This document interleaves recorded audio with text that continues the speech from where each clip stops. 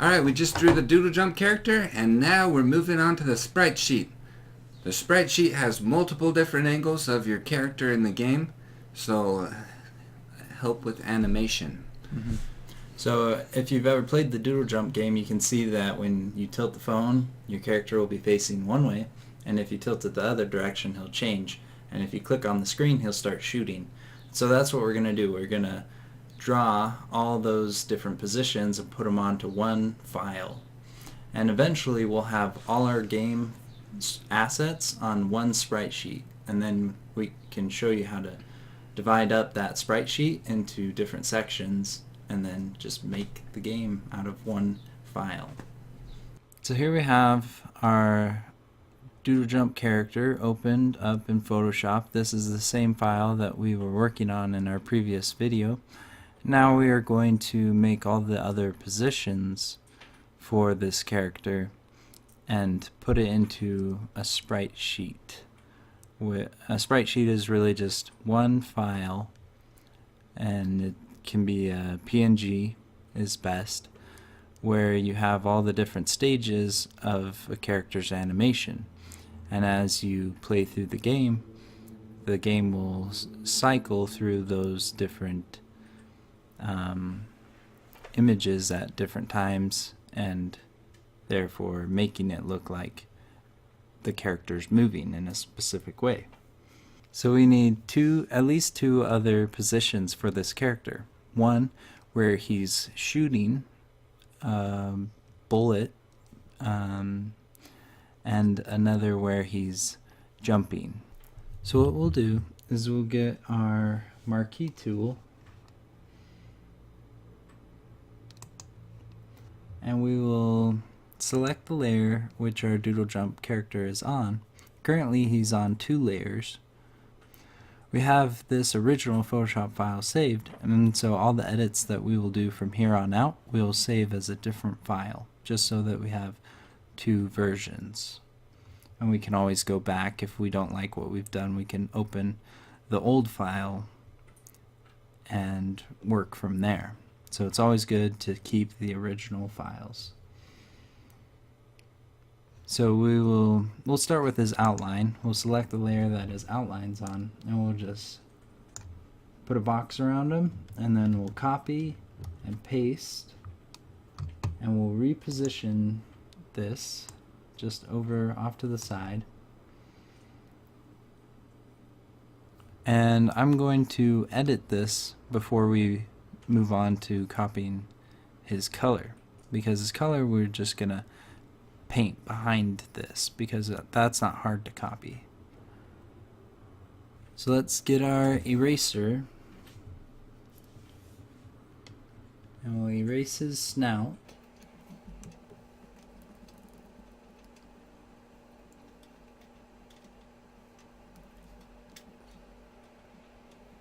And then we'll erase his eyes.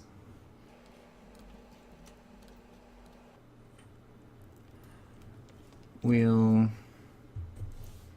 select our black and a brush, and we'll make sure that our brush is the same size that we had to draw the character. Come on. And we'll fill in that hole.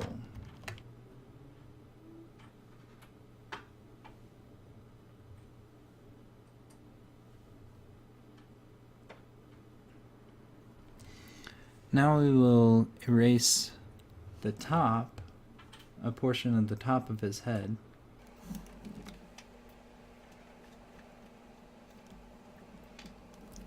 Now we'll draw his snout coming out the top of his head.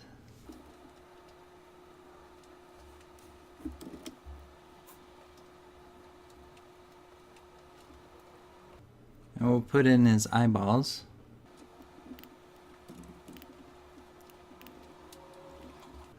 Next we'll paste another copy of the first position of the character, and we'll position him position him up by the others.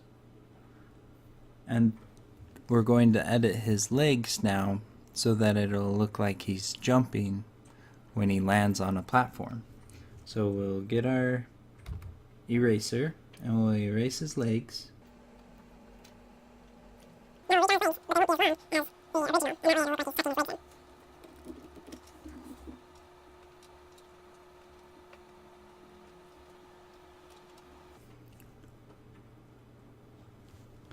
Now we'll color him in, and we'll use the eyedropper tool to select the same colors that we have for our original image, and then we'll paint behind the images that we've now drawn. So we'll select on a layer that's behind the black outlines, and select the body color, color in his body.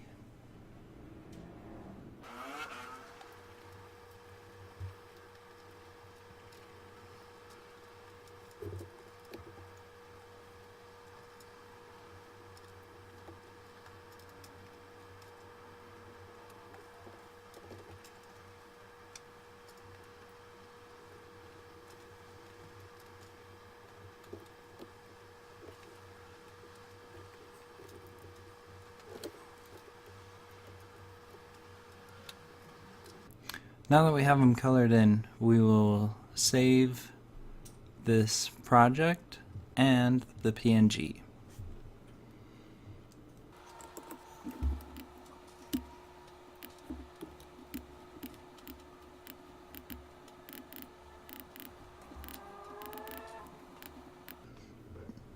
And we will save over the old file of our character.